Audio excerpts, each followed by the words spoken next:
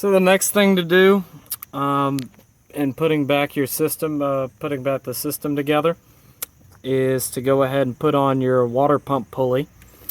And to do that, I went ahead and, because I had some grime on it, I went ahead and took it inside and cleaned it up real nice. And I like to clean all the nuts and bolts and everything that I'm reusing. I just spray them down with carb cleaner and dry them off afterwards, and it cleans them up a bit. So basically you just gotta try your best to align it and then just put them back into the holes. It's pretty simple. So here's a little tidbit. If you're trying to tighten this and you can't really tighten it because it keeps wanting to turn, go ahead and put on the serpentine belt while you're doing this. I mean, you gotta put it back on anyways, and now's as good as time as ever to put it back on. That way you can go ahead and tighten the bolts on this. And by the way, while you're putting back on the serpentine belt and everything, and you're wondering the pattern, you can see the pattern from here, how it goes. After you've got it back on and you tighten the pulley, go ahead and clean, like really dry. If you got any coolant on the belts or the pulleys, go ahead and really try your best to clean all that off. The reason is, especially because I spilled a ton of coolant on my serpentine belt and the AC belt, is the coolant can cause the belt to slip and can cause a few other issues. So best idea is to go ahead and dry it and get that coolant off as best as you can, so you don't have that issue. So I just use some paper towels and just wipe everything down. So your next stage is going to be throwing back on the fan clutch. It's pretty straightforward. You have the bolt from the water pump, the new water pump, and you just kind of thread this right back onto it. So you see I got it back on, and I'm just spinning it. Okay, so here you see it caught. Once you've got the fan clutch turned all the way left, you actually don't really have to tighten it at all. These tools you really don't need. Once you've turned it all the way, it's actually self-tightening, and that's it for that. It's installed and it's ready to go. Okay, so now I'm ready to go ahead and reinstall the fan shroud.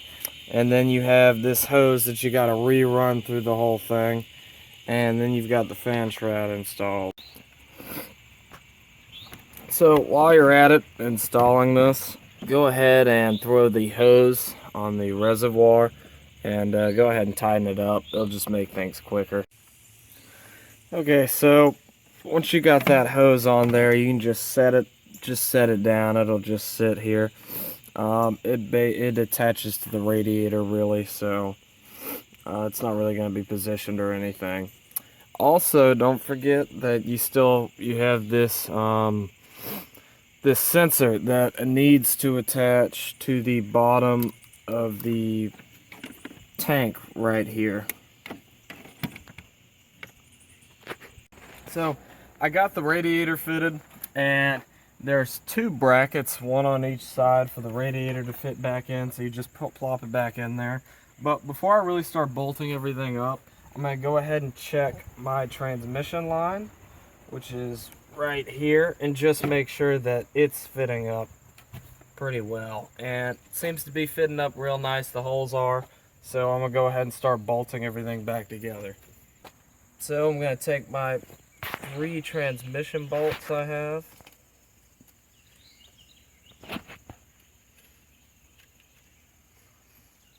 and put these back in. Also, don't forget you got this little bleeder hose right here. Basically a lot of hoses and such at this point. See, and then you have your upper radiator hose and your lower one. Fortunately, this is the easier one to get in. Seafood. Where's it? This lower radiator hose takes a minute to get on, as you can tell. Man, I wish I had like a baby to work for me or something. That would work nice. You know, with some baby hands. Okay, so I finally got the lower radiator hose on. It was hell, so maybe a suggestion is to put it on before you put in the radiator fully. At least on the bottom part and maybe even the top part, because that was awful. Okay, so at this point you got a few things left to do. You have the two small clips here, the two small little screws that you need to put back in. This has actually been a pretty easy job, to be honest with you.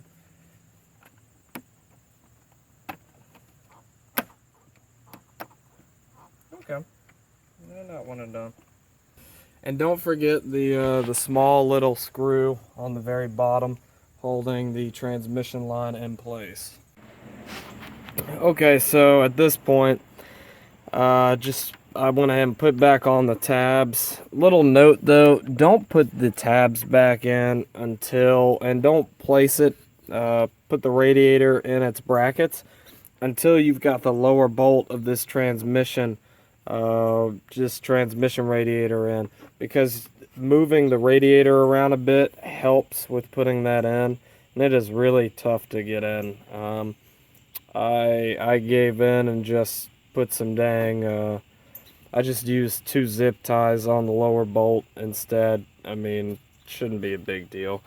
And then these little plastic screws, if one of you is broken or not, I see people do this all the time. I just zip tied it, which isn't a big deal at all.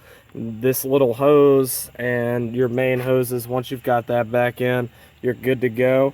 You can go ahead and put the air box and everything back in and refill the coolant and flush it, and you will be good.